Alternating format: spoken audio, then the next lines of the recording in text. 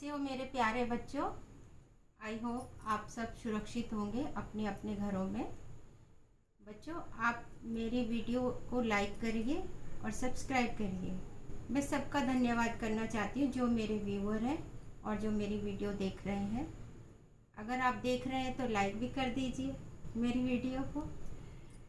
आज मैं आपके लिए एक कहानी लाई हूँ अकबर और बीरबल की। ये देखिए, अकबर और बीरबल की कहानी मैं आपको सुनाऊंगी। तीन गुड़िया। बीरबल और तीन गुड़िया। ये देखिए, ये मेरे पास तीन गुड़िया हैं। ये देखिए, तीन गुड़िया हैं मेरी। चलिए बच्चों, शुरू करती हूँ। एक बार एक कलाकार तीन सुंदर गुड़ियों को लेकर बादशाह अकबर के दरबार में आया। ये गुड़िया बिल्कुल एक समान थी। उसमें इतनी समानता थी कि उनके बीच अंतर करना बहुत ही मुश्किल था। ये देखिए बच्चों, ये तीन गुड़िया हैं। ये तीनों एक जैसी थी। मैंने तो अलग अलग रखी हुई है, मगर इस कहानी में गुड़िया जो है वो एकदम सेम थी। अकबर को गुड़िया बहुत प्यारी लगी। उसने कहा, ये गुड़िया मुझे बेच दो और मैं तुम्हें इनकी अच्छी कीमत दूंगा। कलाकार ने कहा, जहाँ पनाह, ये गुड़िया बेचने के लिए नहीं है। बेशक मैं आपको ये उपहार के रूप में दे दूंगा, यदि आपके दरबार में कोई यह बता दे कि तीनों में से अच्छी कौन सी है। यह एक अजीब पहेली थी। राजा अकबर तो असमंजस में पड़ गए। ये क्या हुआ, तीनों एक जैसी हैं और इनमें से क्या बताए कि कौन सी सबसे अच्छी गुड़िया।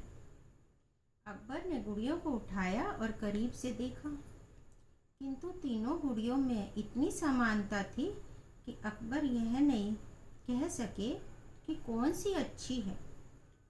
तब उसके प्रत्येक मंत्री ने इस पहेली को सुलझाने की कोशिश की, परंतु वे असफल रहे। अकबर ने बीरबल को बुलाकर कहा, प्रिय बीरबल, तुम कोई क्यों नहीं कोशिश करते। बीरबल को बुलाया कि तुम बताओ कि इसमें से अच्छी कौन सी है। मुझे विश्वास है कि तुम इस पहेली को हल कर दोगे।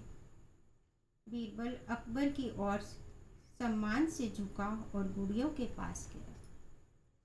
उसने प्रत्येक गुड़ियों को हाथ में उठाया और बड़ी बारीकी से उनको देखा। हर कोई आश्चर्यचकित था। उसने एक गुड़िया के कान में फूंक मारी। क्या करा, ऐसे गुड़िया उठाई और गुड़िया के कान में ऐसे करके एक गुड़िया के कान में फूंक मार दी। हवा उसके दूसरे कान से बाहर आ गई। फिर उसने दूसरी गुड़िया के कान में फूंक मारी, किंतु इस बार हवा उसके मुंह से निकली। ऐसे फिर दूसरी गुड़िया ली, ऐसे हवा मारी, उसके मुंह से बाहर आई। बीरबल ने कहा, और जब बीरबल ने तीसरी गुड़िया के कान में फूंक मारी तो हवा कहीं से बाहर नहीं आई। बीरबल ने कहा, जहाँ पनाह, यह तीसरी गुड़िया ही इन तीनों में से सबसे अच्छी है। बता सकते हो बच्चों, वो तीसरी गुड़िया को क्यों अच्छा कह रहा था जबकि उसने उसके कान में फूंक मारी और हवा कहीं से बाहर नहीं आई। ये सुनिए आगे क्यों वो अच्छी थी। अकबर हैरान हो गया। उसने कहा, तुमने ये कैसे जान लिया।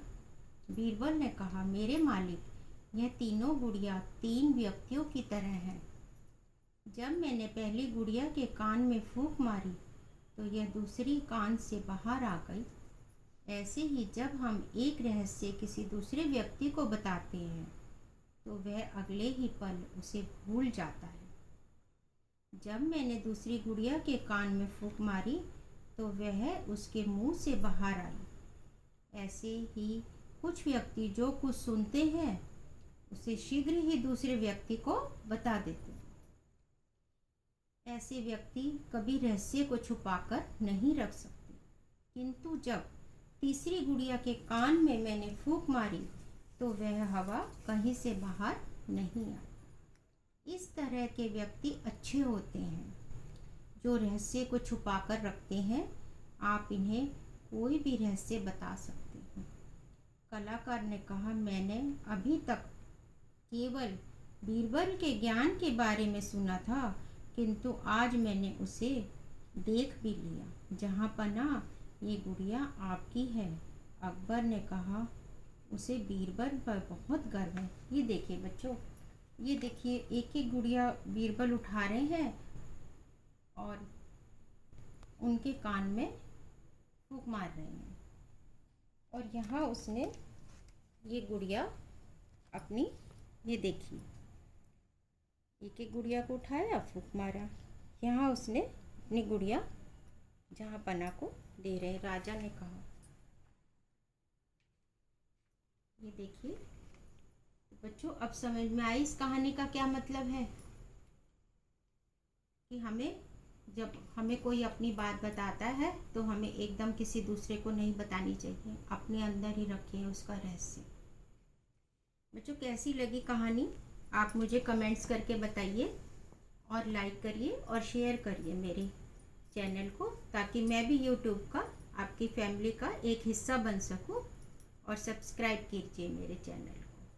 चलिए, जब तक मैं दूसरी वीडियो लाती हूँ, आप अपना ख्याल रखिए, सुरक्षित रहिए घर में।